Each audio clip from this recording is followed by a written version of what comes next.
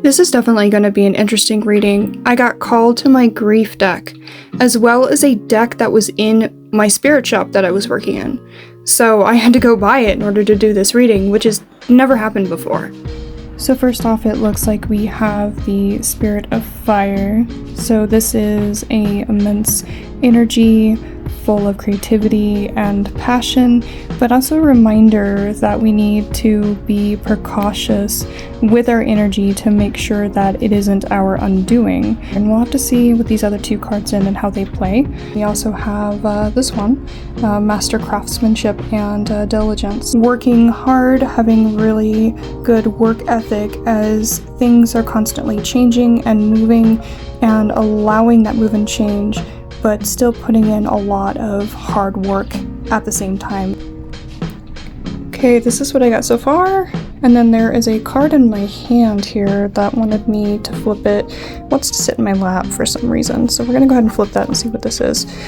So this is about sacrifice, and then attached to this card here, which we still don't know what it is, we have upside down the memories of love. So we're struggling with remembering the good times, and we're feeling this emotional loss.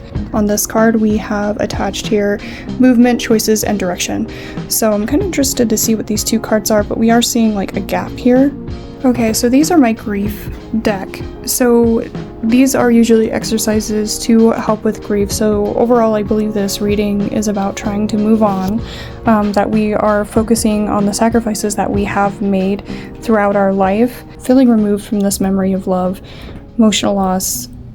Yeah, this is definitely about grief, letting things go.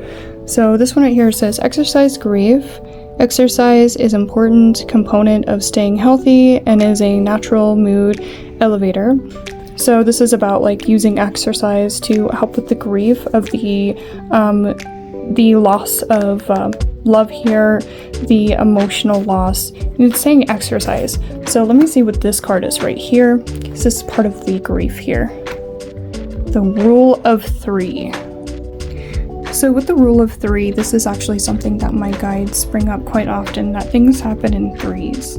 So, and when I was reading about the card here, it talks about past, present, and future.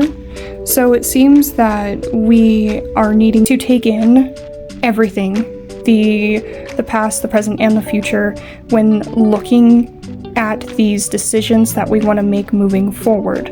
And we're going to be able to heal from this. So, you know, use exercise, dance, whatever you want to do. This one is really interesting because it is upside down. It says connecting with the body. I tried to flip it because they're grief cards and it doesn't make any sense for these exercises to be upside down, but my intuition kept putting it upside down, so let's see what it says. So this is something that we're struggling with. I grieve not only the losses of the present, but also from what could have been. If I stay too long in my head imagining the things I wouldn't ever have, I can lose myself in a downward spiral. When I feel that disconnect, I cope by connecting my body and mind to each other again. That is, by grounding myself in the present moment.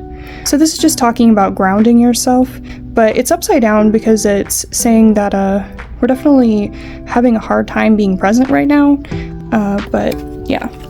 So we need to be precautious with our energy and how we're using it. Movement and choices, decisions. So let's see what this is. Judgment and final decision. So it's interesting. So it's obvious that we have a decision and a decision here. It talks about how he got dumbstruck with grief, and because of his inability to remove himself from the grief, he didn't do very good. So it talks about having the strength and the mind to be tough in the situation and to overcome periods of indecisiveness. So it's saying, please have the strength to make these choices. This is what's going to help us start getting back into this flow, the life that's constantly moving, and we're going to be able to find our flow and creativity and our work ethic again by doing this. So The power of music.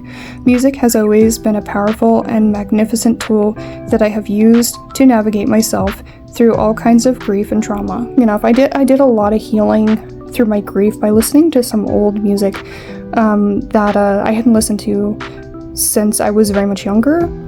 And it did a lot of healing for me right before this big, like, issue and grief stuff came up.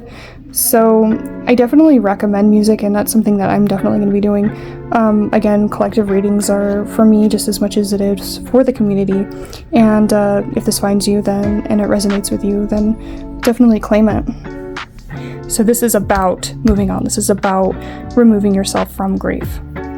And that we need to bring some exercise and some body movement into our life in order to heal from this. Our energy, our power, and trying to come back into our power, and saying that we're struggling with being present right now, and they're asking us to be present in order to continue with our energy and our efforts. Don't get lost in grief, and continue to have that movement forward and make good choices and decisions, and don't get lost. Don't get lost in this grief. The power of music, which is going to bring us back to being able to have that work ethic and that push forward. Like, you know, I sometimes can't get out of bed, and I use music to get out of bed. So it makes sense to me. We sacrificed a lot, but it's time to move on from that sacrifice. We don't have to do that anymore.